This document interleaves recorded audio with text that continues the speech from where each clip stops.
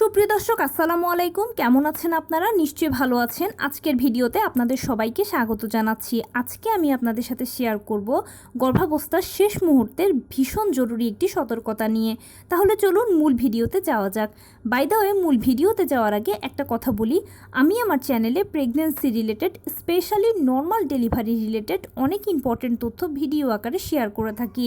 এই তথ্যগুলো আমার পার্সোনাল এক্সপেরিয়েন্স ও আমার ডক্টরের সাজেশন থেকে নেওয়া। তাই আমার চ্যানেলটিকে যদি একবার আপনারা ভিজিট করেন তাহলে আপনারা আপনাদের প্রশ্নাতীত মনের অনেক প্রশ্নের উত্তর পেয়ে যেতে পারেন। এবারে চলুন মূল ভিডিওতে যাওয়া যাক।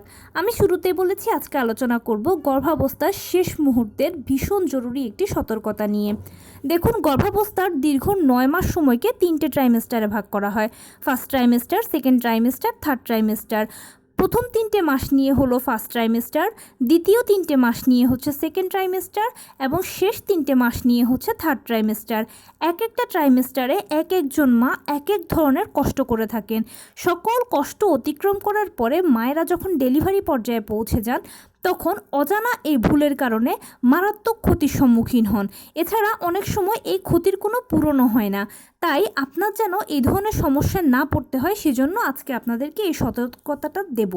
সেটা হচ্ছে যে হসপিটাল চুজ করার ক্ষেত্রে অবশ্যই আপনি এমন হসপিটাল চুজ করবেন যেখানে নর্মাল ডেলিভারিও আছে এবং সিজারও করানো হয়।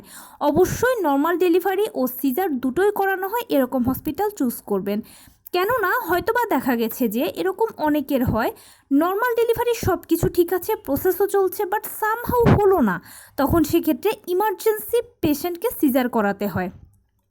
আর যদি একই হসপিটালে নর্মাল ডেলিভারি ও সিজার থাকে তাহলে সেক্ষেত্রে পেশেন্টের জন্য সুবিধা। কেননা ডেলিভারির এক একটা মুহূর্ত হচ্ছে খুব ইম্পর্ট্যান্ট। এটা আপনি শুধুমাত্র ডেলিভারির সময় ফিল করতে পারবেন।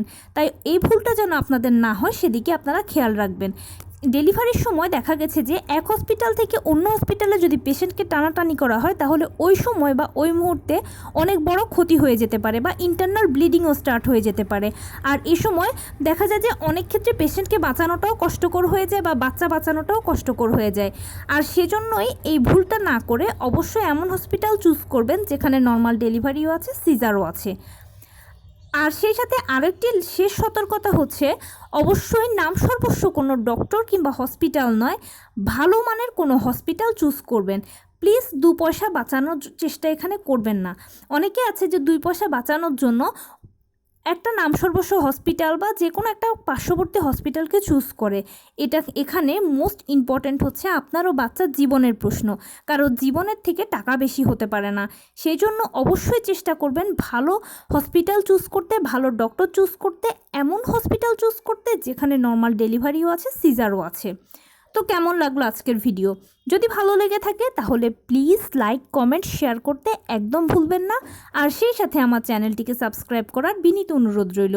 পাশে থাকা বেল আইকনটি ক্লিক করে দেবেন যেন আমি ভিডিও আপলোড করার সাথে সাথে আপনারা নোটিফিকেশান পেয়ে যান। ভালো থাকবেন, সুস্থ থাকবেন। আসসালামু আলাইকুম।